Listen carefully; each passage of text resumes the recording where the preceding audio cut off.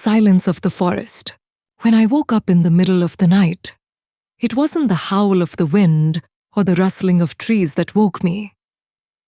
It was the silence. It was too quiet. I hadn't realized how accustomed I'd become to the forest sounds.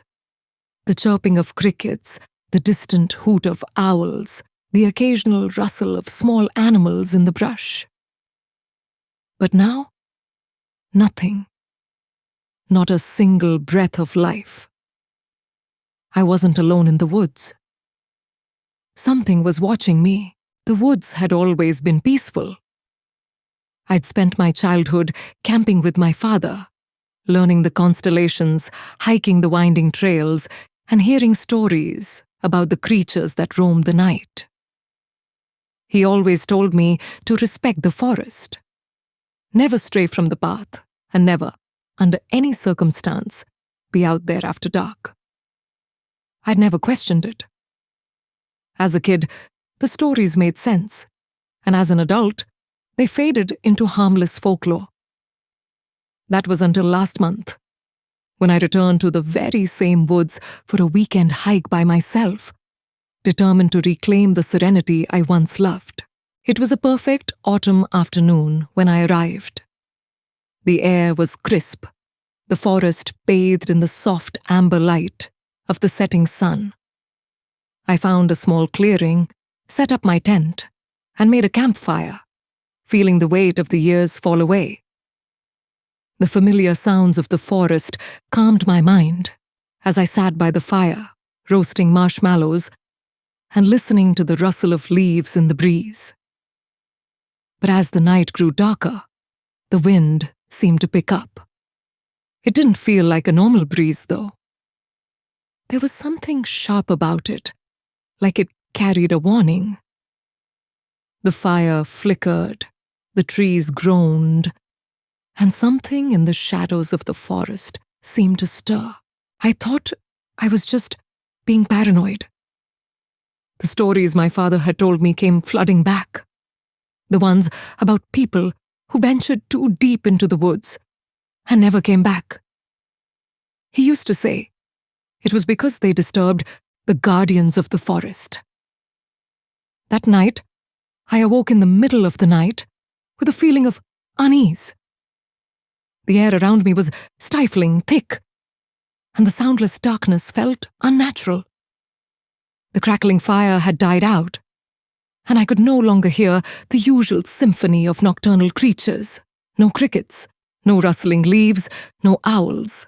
Just silence.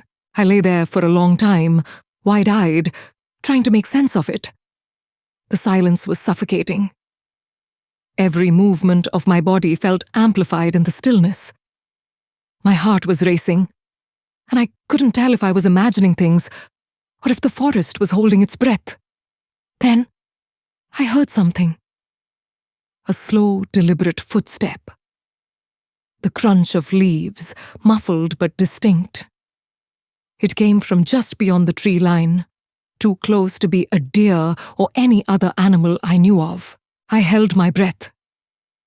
The footsteps came again, followed by another. Closer, and then another.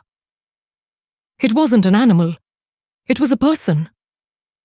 I could feel my blood run cold as I grabbed my flashlight and unzipped the tent, peering out into the inky darkness. The beam of light barely pierced the blackness. I shined it toward the tree line. Nothing. Just the oppressive silence. I tried to tell myself it was an animal, maybe a bear or some other creature of the forest. But that excuse felt weak, and my instincts told me I wasn't alone. The next sound I heard chilled me to my core. A whisper. Go. Go now. A voice, unmistakably human, but it was so soft, so breathy. It seemed to come from the very trees themselves.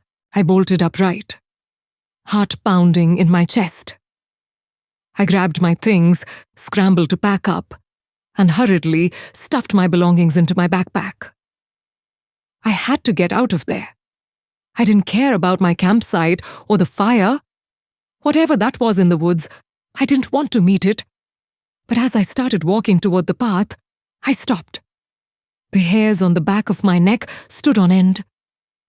There, just ahead of me, at the edge of the clearing, a figure stood.